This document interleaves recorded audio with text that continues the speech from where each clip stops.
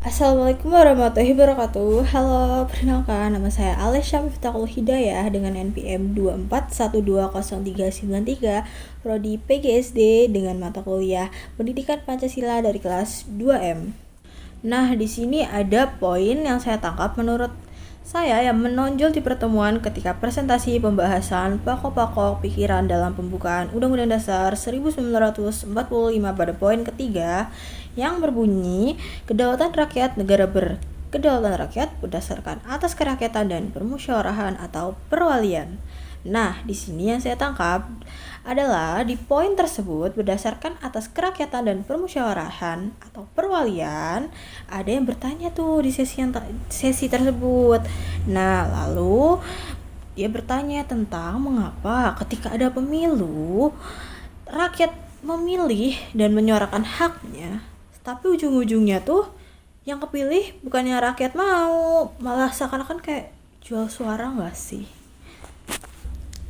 Nah, lalu di sini ada pertanyaan yang relate dengan keadaan Indonesia sekarang, seperti pemimpin yang hanya memberikan janji-janji manisnya ketika mereka mencalon sebagai seorang pemimpin atau seorang presiden, bisa juga sebagai seorang DPR, calon menteri, dengan janji-janji manis mereka itu yang mereka buat dengan semanis mungkin, lalu mereka tiba-tiba kayak pas udah jadi janji mereka itu mereka lupain gitu aja. Nah, itulah poin yang saya tangkap pada pertemuan itu dan pertanyaannya cukup menarik buat saya.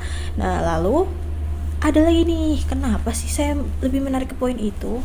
Karena di situ ada pernyataan lagi-lagi yang mengatakan tentang keadilan. Nah, di sini tuh pertanyaannya yang pertama tuh tentang keadilan berputar-putarnya. Jadi tuh di situ saya kayak berpikir, oh iya ya, ternyata keadaan Indonesia itu benar-benar lagi krisis keadilan banget.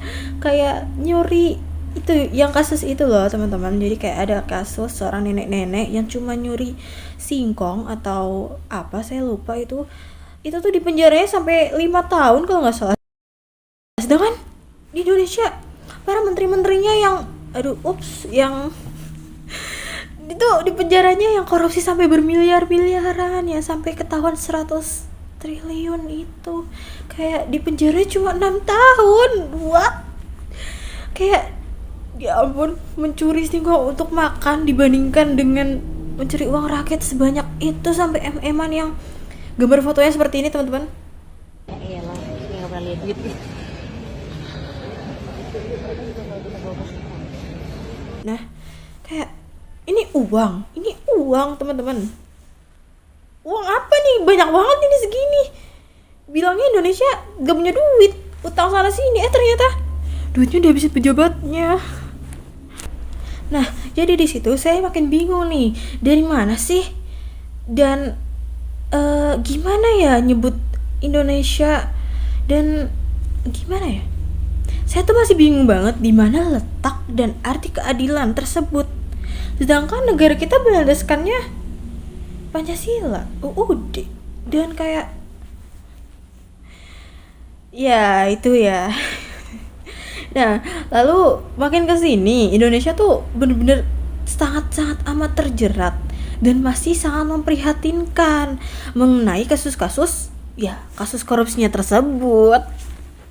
Nah, rata-rata semua pejabat menggunakan uang korupsinya, hasil korupsinya untuk kepentingan pribadi. Nah, itu teman-teman yang bikin kita giling-giling kepala.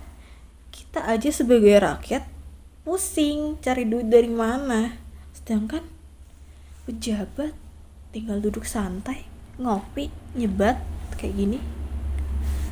Dapat duit sampai ber-MM-an dan dia tetap korupsi. Tapi daripada kita bahas tentang keadilan terus, nah saya akan mengulik sedikit poin positifnya dari pertemuan tersebut. Nah, poin positifnya yang saya ambil, sisi-sisi positifnya menurut saya, nah manfaat yang didapatkan dari penjelasan tadi itu di poin tersebut, di presentasi yang dijalankan di materi tersebut, itu tentang kedaulatan rakyat memiliki manfaat fundamental dalam membentuk negara yang berkedaulatan dan berkeadilan. Lalu manfaat utama adalah menjamin bahwa kekuasaan tertinggi ada di tangan rakyat. Jadi kalau rakyat gak milih pemimpinnya siapa dan tetap kekeh, ya mau gimana lagi, itu kan hak suara rakyat. Jadi rakyat tetap menjadi nomor satu karena rakyat memilih gitu. Lalu memastikan sistem pemerintahan dan reseptatif dan responsif terhadap kebutuhan masyarakat gitu. Lalu pada presentasi terakhir tentang membahas pertanyaan, ada salah satu mahasiswa di kelas saya yang bertanya, yang mengatakan tidak semua pemimpin mencerminkan organisasi karena lemahnya hukum di Indonesia. Lalu mengapa hukum di Indonesia masih sangat lemah? Nah, di sini jawaban saya adalah, menurut saya sendiri, ya kita lihat siapa dulu yang memimpin berjalannya negara tersebut. Bukan maksud menjatuhkan jika dilihat dari tahun sebelumnya. Bahkan sejak Indonesia merdeka itu sudah ada kasus hukum yang tidak terselesaikan alias tidak adil. Mungkin perbedaan tentang kekuasaannya, terus juga kepemimpinannya ataupun dengan status sosialnya. Jadi maaf kalau salah ya. Dan menurut saya kasus-kasus di Indonesia itu seperti sudah dinormalisasikan ya, dan bukan aib lagi tentang korupsi. Jadi kalau udah ada korupsi ya udah korupsi gitu aja. Kayak bukan masuk aib lagi teman-teman, kayak sekedar gimana ya? Para pemimpin itu udah menormalisasikan tentang korupsi-korupsi tersebut. Jadi mereka kayak seenaknya gitu loh. Nah, jadi sekian, itu adalah materi-materi yang saya tangkap dan betul-betul saya amati dalam pertemuan di 2 semester kemarin. Jadi sekian dari saya, mohon maaf apabila ada salah kata atau salah penyebutan atau juga kurangnya pengetahuan saya. Jadi mohon dimaafkan ya teman-teman. Terima kasih. Wassalamualaikum warahmatullahi wabarakatuh.